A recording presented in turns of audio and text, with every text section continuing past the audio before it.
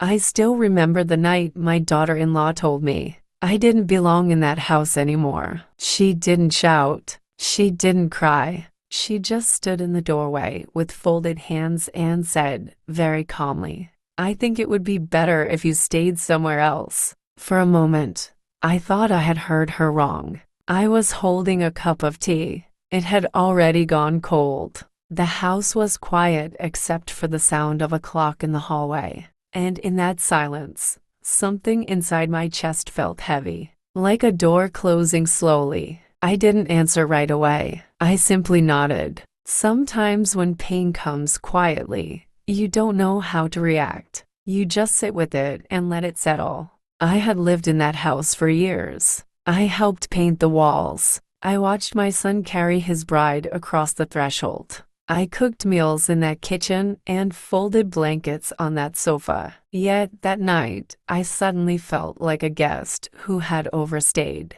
I smiled, not because I was happy, but because I did not want my voice to tremble. I placed the cup in the sink and wiped my hands slowly. "All right," I told her, "if that's what you feel is right." She looked relieved, and that hurt more than the words themselves. That night, I lay awake listening to the familiar sounds of the home I loved. The hum of the refrigerator, footsteps upstairs, a door closing gently. I kept wondering how a place filled with memories could suddenly feel so far away. And I kept asking myself one quiet question. When did I stop belonging here? I was not always alone. Once, my life was loud and busy and warm. My husband and I built everything together from nothing. We raised our son in a small home filled with laughter and arguments and ordinary days. He was a gentle boy, curious, kind, the kind who would hold my hand even when he grew taller than me. After my husband passed, my son became my strength. He would visit every weekend. He would fix small things around my house, a loose shelf, a leaking tap. And he always said, "You shouldn't live alone forever, Ma." Years later, when he married, I was truly happy. His wife was polite and respectful.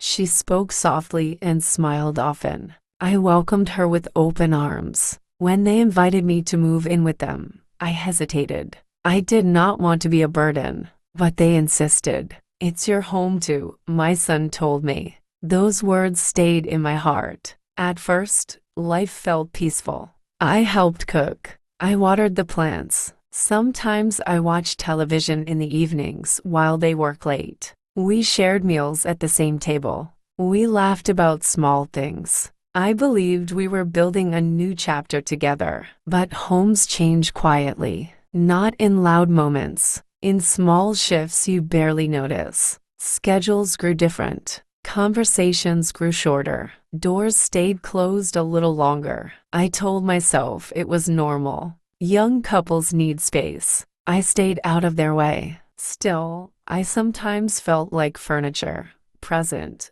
but unnoticed. And though no one said anything unkind, there were moments of distance. Moments when I wondered if I was truly part of their world, or simply living on its edges. It began with little misunderstandings. One afternoon, I rearranged the kitchen shelves after cleaning. I thought I was helping. Later, my daughter-in-law looked for something and could not find it. She sighed softly. "I wish things stayed where I put them." I apologized. She nodded, but her smile felt thinner than before. Another time, I reminded my son to take his umbrella before work. She laughed gently and said, "He's not a child." Her words were not cruel, but they stayed with me. I tried to step back. I spoke less. I kept busy with my own routines. Yet the air in the house grew heavier. Not angry, just uncomfortable.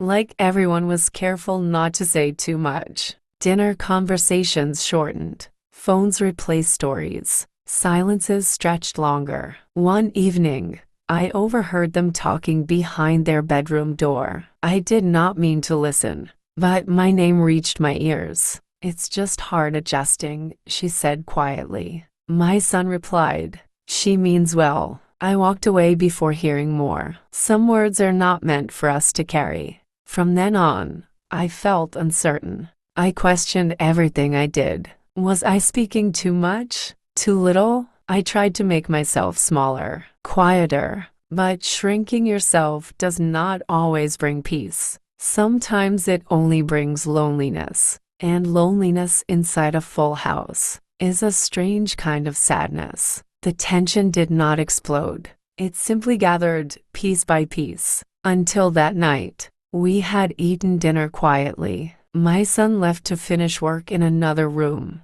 I washed dishes slowly, enjoying the familiar routine. She stood near the doorway, watching, thinking. Then she spoke. "I've been wanting to talk." I turned and nodded. Her voice was careful, measured. "I think maybe you would be more comfortable somewhere else. With relatives, perhaps." The words landed gently, but their meaning was heavy. I asked softly, "Have I done something wrong?" She shook her head. "No, it's just, we need space to live our life." Space. Such a simple word. I thought of birthdays celebrated there, of evenings spent telling stories, of believing I was part of that life. And I realized something quietly painful. To her, I was not part of their future plans. I was part of their adjustment. That night I packed slowly, clothes folded neatly, photographs wrapped carefully. My son avoided my eyes. He hugged me before I left. "Just temporary," he said. I nodded again, because sometimes love means not asking questions you fear hearing answered. As I stepped outside, the night air felt colder than usual. I looked back once. The house lights glowed warmly through the windows, but I no longer felt their warmth. And that was the moment I understood. Belonging is not about walls or furniture. It is about being wanted. I stayed with a cousin for a while. Later, I found a small place of my own. Quiet, simple, enough. The first weeks were difficult. For years, I had measured my presence around others. Now I was learning to measure it around myself. One afternoon, I visited the park near my building. I sat on a wooden bench and watched children play. Their laughter reminded me of my son when he was small. How he would run back to me, cheeks flushed, asking for water. How I would brush dust off his clothes. Memories have a gentle way of arriving when you are quiet enough to hear them.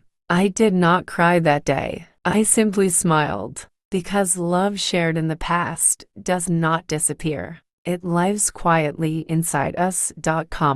There were still hard moments. Sometimes, when night came, loneliness would sit beside me. Not loudly, just present. I would look at old photographs, birthdays, festivals, smiling faces gathered around a table. I never blamed my daughter-in-law. I tried to understand her heart. Sharing space with someone older is not always easy. And I never blamed my son. He was trying to balance two worlds. Sometimes, balance means making choices that hurt someone you love. Acceptance did not arrive overnight. It came slowly, like rain soaking into dry soil. I began writing small notes in a journal. Nothing dramatic, just thoughts. Today I walked in sunlight. Today I cooked my favorite meal. Today I felt calm. Writing helped me see something important. My life had not ended. It had simply changed direction. One evening, my phone rang.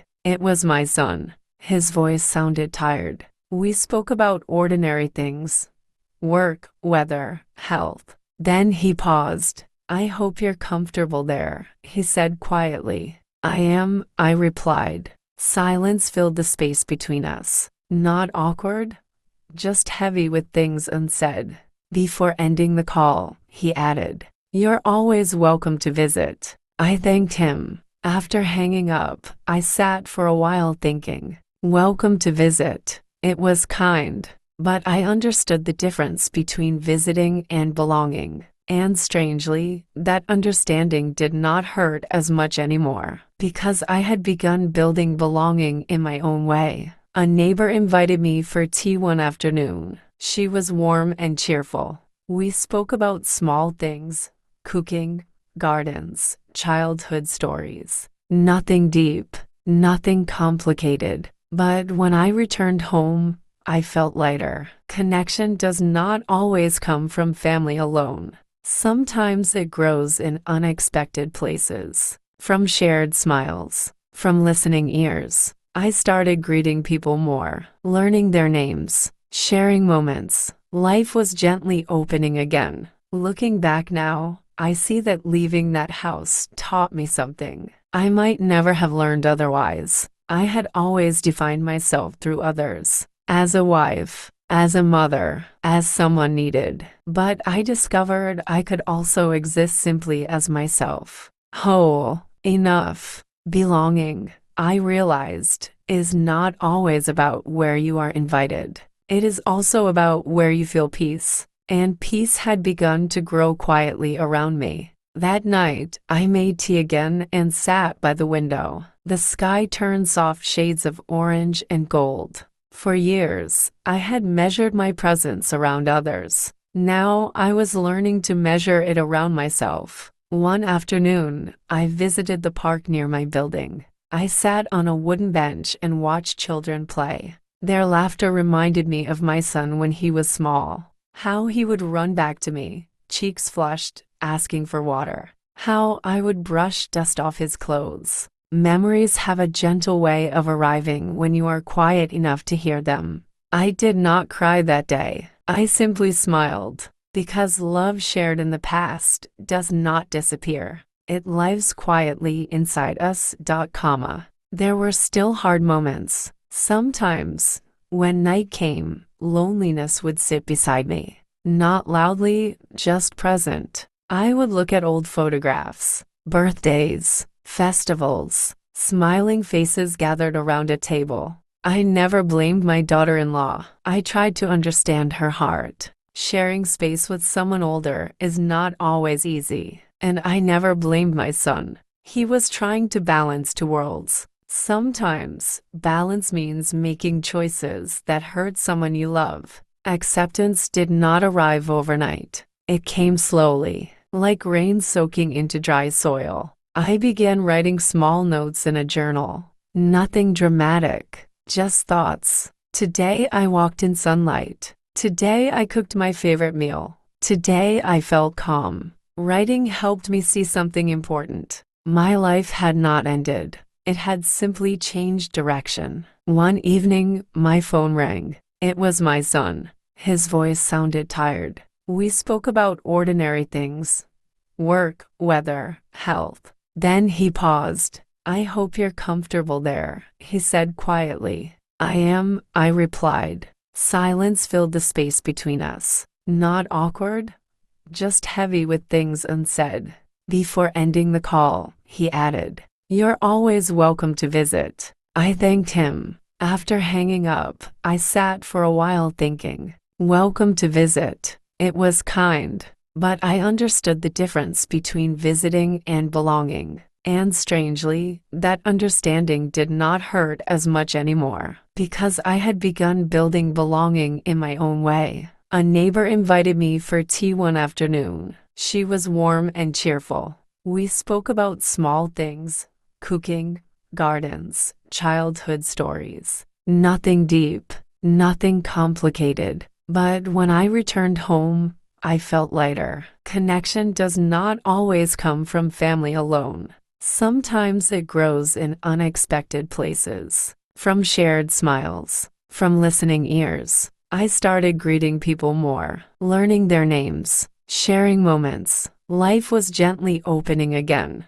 Looking back now, I see that leaving that house taught me something I might never have learned otherwise. I had always defined myself through others, as a wife, as a mother, as someone needed. But I discovered I could also exist simply as myself. Whole, enough, belonging, I realized, is not always about where you are invited. It is also about where you feel peace. And peace had begun to grow quietly around me. That night, I made tea again and sat by the window. The sky turned soft shades of orange and gold, and I whispered something gentle into the evening air. I am still standing, because sometimes survival itself is a quiet victory. There are mornings when memories arrive before the sunlight. You wake up, and for a few seconds, you forget where you are. Your mind walks back into old rooms, familiar hallways, familiar voices.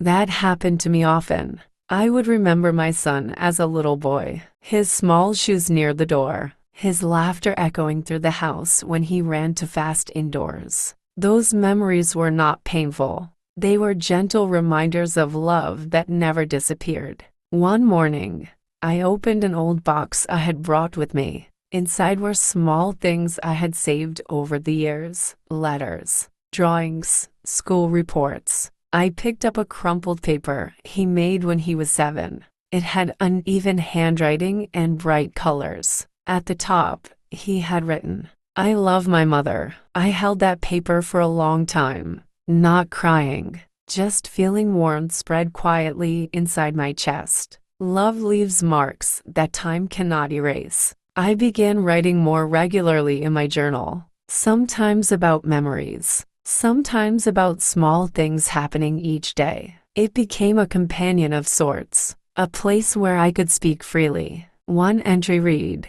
"I miss being needed, but I am learning to need myself." Another said, "Today I laughed with a neighbor. I forgot loneliness for a moment." Writing showed me something important. Healing is not dramatic. It does not come in one powerful moment. It grows quietly, one ordinary day at a time. I started visiting the local market once a week. I walked slowly, observing people. A mother bargaining over vegetables. A father carrying a sleepy child. Young couples planning their futures. Life everywhere, moving forward without pause. I realized then that my story was only one among many. Everyone carries unseen struggles. Everyone adjusts, forgives, or learns to let go. This thought comforted me, because it reminded me I was not alone in my experiences. Even if I lived alone. One evening, my son called again. His voice sounded softer than usual. He asked about my health, about my routines. Then he said quietly, "We're thinking of visiting you this weekend." My heart paused for just a second. Not from fear, from surprise. "I would like that," I replied. After the call ended, I prepared in simple ways, cleaning surfaces already clean, arranging cups neatly on the table, not out of pressure, but out of care, because no matter how life changes, a mother's instinct to welcome never fades. When the day arrived, I heard a knock at the door. I opened it slowly. There they stood, my son and my daughter-in-law. She smiled politely. He hugged me tightly. The room felt smaller with 3 people inside, but warmer too. We drank tea together. Conversations were careful at first. Light topics, weather, work, health. Then my son looked around and said, "You've made this place comfortable." I nodded. "It has been kind to me. I hope you're happy here." I looked at her and answered honestly, "I am learning to be." She seemed thoughtful, and in that moment, I sensed something shift. Not complete understanding, but a small bridge forming. After they left, the apartment returned to silence. But it was not the same silence as before. It carried echoes of conversation, of presence. I sat by the window that night, reflecting. Family relationships are delicate. They bend under pressure. They heal with patience. Not everything can return to what it once was, but something new can still grow. And I realized forgiveness is not always spoken aloud. Sometimes it exists quietly, in shared tea, in gentle visits, in continued connection. As I prepared for sleep, I thought again about belonging. I had believed belonging meant being needed inside a certain house. Now I saw it differently. Belonging can exist across distance. across change, across time. It lives in love that continues, even when life rearranges its shape. I turned off the light and whispered into the quiet room. I am still part of their story, and they are still part of mine. After their visit, something inside me felt quieter. Not excitement, not sadness, just a steady calm that stayed with me through the days. I returned to my routine. Morning tea by the window, a slow walk outside, reading or writing in the afternoon. But now, when I thought of my son and his wife, I did not feel distance the same way. I felt acceptance. Sometimes relationships do not need fixing. They only need understanding. One afternoon, while walking through the park, I watched an elderly couple sitting together on a bench. They weren't speaking, just sharing space. It reminded me of my late husband, how we would sit quietly after dinner, saying nothing, yet feeling complete. I realized then how many roles I have lived through: daughter, wife, mother, and now something new, just myself. It was not an empty role. It was peaceful, free from expectations. And with that freedom came a gentle strength. A week later, my son called again. His voice carried warmth. "Would you come for dinner this Sunday?" he asked. I paused, not because I feared going back, but because I wanted to answer honestly with my heart steady. "Yes," I said softly. "I would like that." The day arrived, and I prepared carefully. Not extravagantly, just thoughtfully. I chose a simple outfit, carried a small dessert I had made myself, something familiar. As I approached the house, memories returned. The same gate, the same garden. But this time, I entered without expectation, only openness. They welcomed me kindly. The house looked the same, yet it felt different, not because it had changed, but because I had. We sat at the table together. Conversation flowed more easily than before. My son asked about my walks. My daughter-in-law complimented the dessert. At one point, she said quietly, "You seem peaceful." I smiled gently. I've had time to reflect. Later that evening, my son walked me to the door. Before I stepped outside, he spoke. "I hoped you didn't feel pushed away," he said carefully. I looked at him. My child, grown, thoughtful, imperfect like all of us. I felt hurt, I answered honestly. "But I also understand life is complex." He nodded, eyes lowered. I placed my hand on his arm. "Love doesn't disappear because circumstances change." He exhaled slowly. And in that moment, I believe we both released something we had carried silently. Returning home that night, I sat quietly before sleeping. I realized closure is not always dramatic. There are no grand speeches, no perfect resolutions. Sometimes closure comes through small conversations, through shared understanding, through choosing compassion over resentment. I no longer felt defined by that painful night months ago. It was part of my story, but not its ending. Life had taught me something profound.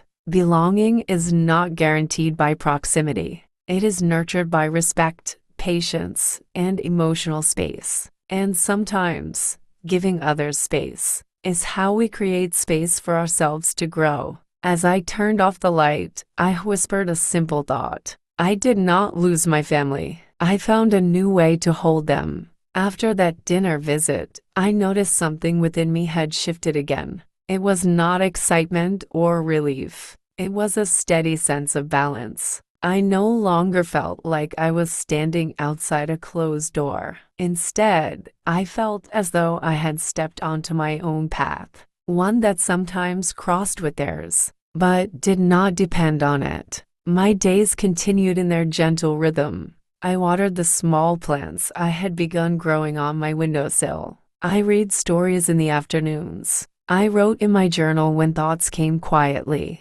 Life had become simple, and simplicity carried its own comfort. One afternoon, my phone rang again. It was my daughter-in-law this time. Her voice sounded calm, though slightly hesitant. I was wondering, could you share that soup recipe you used to make? She asked. For a moment, I was surprised. Then I smiled. Of course, I replied. We spoke for several minutes. About ingredients, about cooking methods, about little details. It was an ordinary conversation, yet it felt meaningful, because sometimes healing begins not with apologies, but with simple connections. After the call, I stood in my kitchen remembering the many meals I had prepared over the years. Food had always been my way of expressing care, cooking for family, serving plates, watching others enjoy. Those moments were never about the dishes themselves.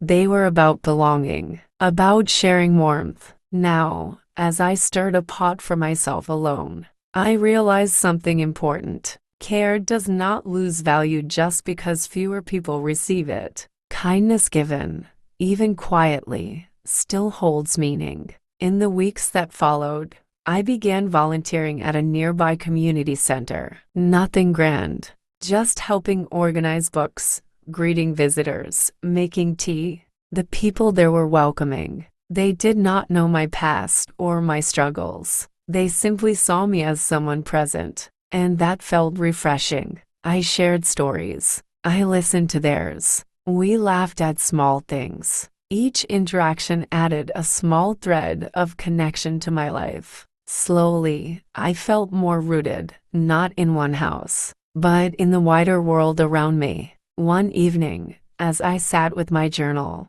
I wrote, I used to think belonging meant being needed by family. Now I see belonging can also mean being at peace with yourself. Reading those words back, I felt proud. Not proud in a loud way, but in a quiet, steady way. Growth is not always visible to others. Sometimes it is only known in your own heart. A few days later, my son invited me again for tea. This time, when I arrived, the atmosphere felt more relaxed, lighter. My daughter-in-law greeted me warmly. We spoke easily while preparing drinks. At one point, she said softly, I appreciate your patience with us. I looked at her, understanding the weight behind those words. Life teaches all of us, I replied gently. We learn as we go. There was no need for deeper explanation. The sincerity was enough, and I realized forgiveness had already settled between us.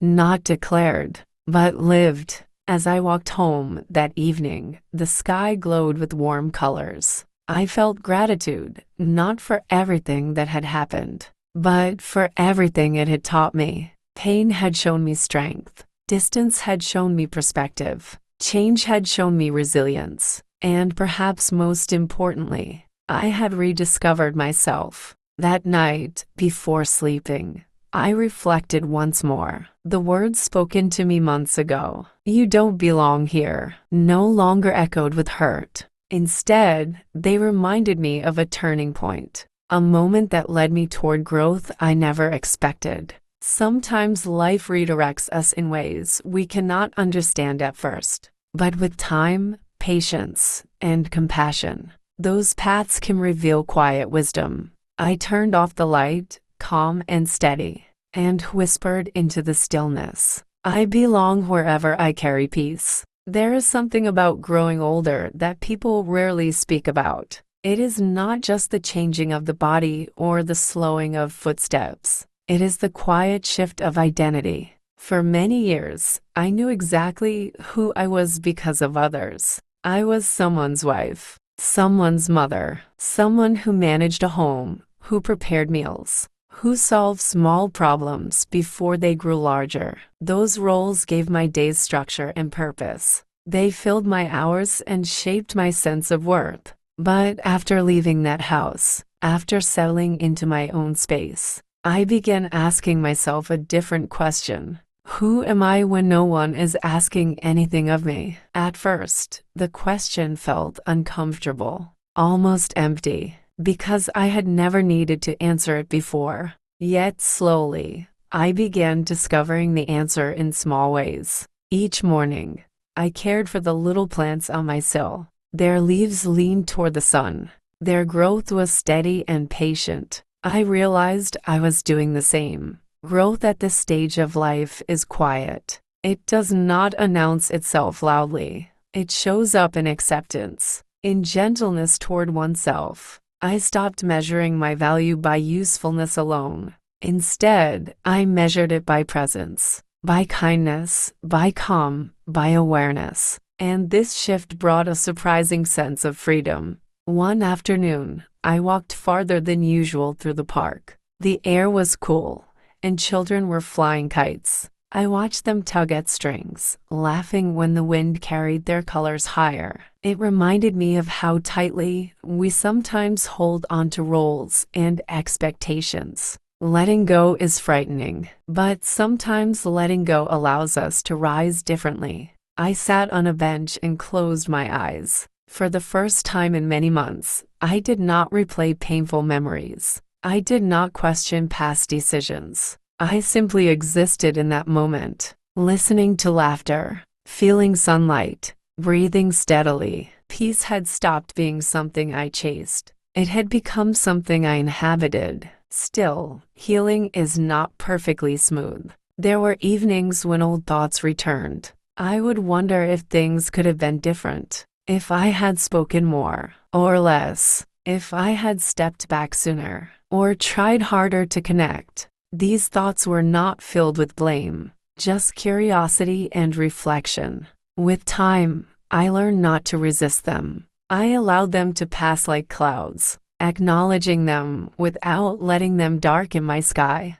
Because wisdom, I realized, is not about having no regrets. It is about making peace with them. One day at the community center, I met a woman around my age. We shared tea and spoke casually. She mentioned she lived alone after her children moved abroad. Her voice carried both pride and loneliness. We exchanged stories. She listened carefully when I spoke about change and adjustment. Before leaving, she smiled warmly and said, "You carry calm with you." Her words stayed with me long after she left. I had never thought of myself that way, but perhaps calm was what remained after weathering storms. And perhaps calm itself was a gift worth sharing. That week, my son called again. This time, our conversation wandered beyond surface topics. He spoke about his work stress, about responsibilities, about trying to manage expectations. I listened quietly. Then I said gently, "You don't have to carry everything alone." There was a pause. In that silence, I felt our roles shift slightly. Not reversing, but evolving. Parenthood never truly ends. It simply changes form. After we ended the call, I realized something comforting. Distance had not erased connection. It had matured it. Later that night, I opened my journal. I wrote slowly. Belonging is not a place given by others. It is the ability to stand peacefully within yourself. I read the line again, letting it settle. I understood now that losing a familiar space had not diminished me. It had revealed strength I never needed to use before. Strength not loud or defensive, but grounded, steady. As I prepared for sleep, I looked around my small apartment. The furniture simple, the air calm. This place did not hold decades of memories, but it held something equally valuable: clarity. I no longer feared being unwanted, because I understood that worth does not fade when circumstances shift. I had faced rejection without bitterness, loneliness without surrender, change without losing compassion. And lying there in the quiet, I whispered a truth I now fully believed. I am enough, not because of where I belong, but because I have learned how to belong to myself. Time moves in quiet ways. It does not rush us toward answers. It invites us to take small steps, sometimes hesitant, sometimes brave. In the weeks after my last reflections, I noticed changes in how I felt about the family I once lived with. The sharp edges of pain had softened. I began to see my son and daughter-in-law not as distant strangers, but as people, flawed, trying, human.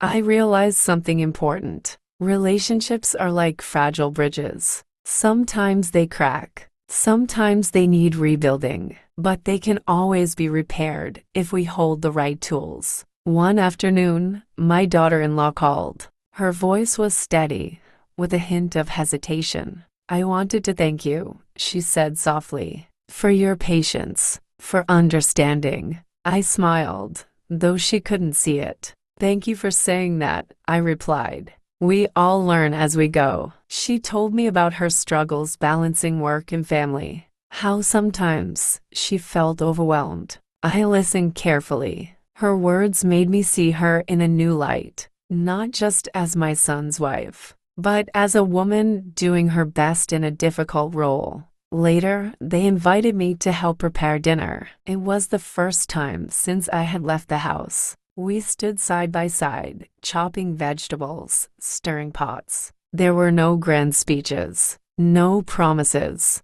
just shared moments. In the small, quiet exchanges, the passing of a spoon, a smile exchanged over the stove, something gentle began to grow. A bridge, small but strong, was forming again. After dinner, my son and I sat together in the living room. He spoke about the challenges of balancing his new family and caring for me. "I never wanted you to feel like you didn't belong," he said quietly. "But sometimes, life's pieces don't fit as neatly as we wish." I reached out, holding his hand. "Belonging is not about fitting perfectly," I said. "It's about making space for each other, even when it's hard." He nodded slowly, and in that moment, I felt the weight of unspoken forgiveness pass between us. That night, I took a slow walk outside. The stars were bright. The air was cool and still. I thought about the journey we had all traveled, the misunderstandings, the distance, the moments of hurt, and I thought about the power of quiet hope. Sometimes, love does not shout. It whispers. It waits patiently. When I returned home, I felt lighter, not because everything was perfect, but because something was possible. A future where belonging was built slowly, with care, with kindness, and where I belonged, not just in a house, but in hearts. I whispered into the night, "I am ready to build again." Healing rarely arrives in grand gestures. More often, it comes quietly, in the small moments we almost overlook. After the first shared dinners and gentle conversations, I began noticing these moments more clearly. One afternoon, my daughter-in-law invited me to join her and my grandson for a walk in the park. The sun was gentle, the breeze soft. I hesitated at first, unsure how I would fit into this new rhythm. But when I arrived, I was welcomed simply, not as a guest, but as part of their day. We walked slowly, talking about light things, school, friends, the changing seasons. My grandson held my hand without hesitation. His laughter filled the air like music. Sitting on a bench, I watched them play together, and something inside me shifted. I realized family is not just about shared spaces. It is about shared moments, shared time. I watched my daughter-in-law smiling at our grandson. I saw love in her eyes. Not perfect love, but real love. I felt a quiet gratitude for the space that was growing between us. Space for understanding, for patience, for acceptance. That night, I wrote in my journal, "Family is messy and beautiful all at once." It does not always look like we imagine, but love can grow in places we least expect. Writing these words, I felt the calm settle over me. It was the calm that comes from embracing life as it is, with all its imperfections, surprises, and grace. Weeks later, my son called unexpectedly. "I miss you," he said simply. His voice was quiet, full of emotion I had not heard in a long time. "I miss you too," I replied. We talked for a long time that evening. Not about past hurts, but about hopes and small dreams. It felt like the distance between us had begun to shrink, like we were walking towards something new. Sometimes I think about that night, the night they told me I didn't belong. It still stings, yes, but it no longer defines me, because belonging is not a place given by others. It is something we create, in forgiveness, in understanding, in love. And as I sit quietly now, I know this truth deeply. I belong where love grows, even if it grows slowly. The journey is far from over, but with every small step, I feel lighter, freer, and I carry with me a quiet hope that love can heal what once felt broken, that families, no matter how fractured, can find their way back, one moment at a time. Vulnerability is a strange kind of strength. For so long, I believed showing weakness meant losing ground. But slowly, I have learned that opening your heart, even when it trembles, is courage. There were moments when I felt raw, when loneliness whispered harsh words. But I did not close myself off. Instead, I let myself feel. I let the tears come quietly. I let the silence settle. I let the ache be part of me, because healing begins not when pain disappears, but when we hold it gently enough to let love seep in. I spent evenings writing about these feelings, about the grief of exclusion, about the hope for reunion. I wrote, "Forgiveness is not forgetting. It is choosing peace. It is the decision to open a door, even when the past makes you want to close it forever." Those words became a mantra, not to erase the past, but to make room for what could still grow. One afternoon, a close friend listened as I shared my story. She said gently, "Your heart has held so much pain and love. You're brave for choosing hope."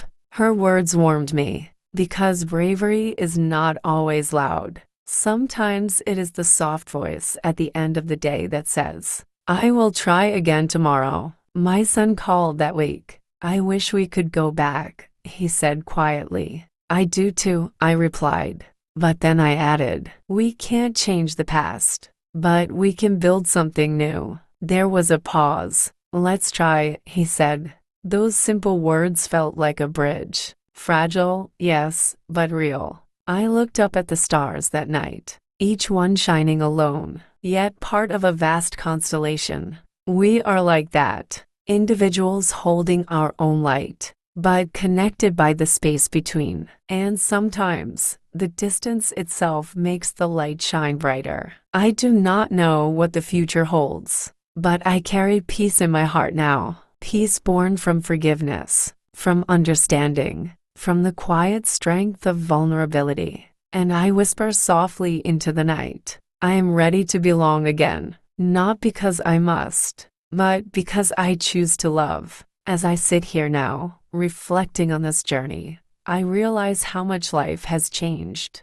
Not because everything became perfect, but because I found a new kind of peace. The night they said I didn't belong in that house will always be a part of my story. But it no longer defines me. I've learned that belonging is not just about walls or rooms. It's about love. Love that grows quietly in forgiveness, in understanding, and most of all, in acceptance. I have found strength in letting go of expectations. I have found hope in the small moments shared with family, friends, and even strangers. This story is not just mine.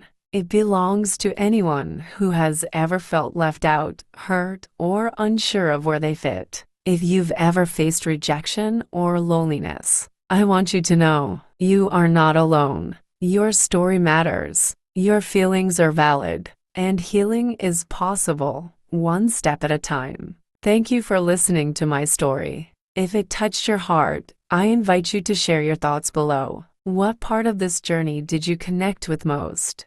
Have you experienced something similar? Your words can help others feel less alone. If you'd like to hear more stories like this, please subscribe to the channel. A simple like or comment means the world. It helps this story reach someone who might need it. Together, we create a community of care, where stories heal, and no one feels forgotten. Remember, no matter what anyone says, you belong wherever your heart finds peace. Thank you for being here. Until next time, take care of yourself and each other.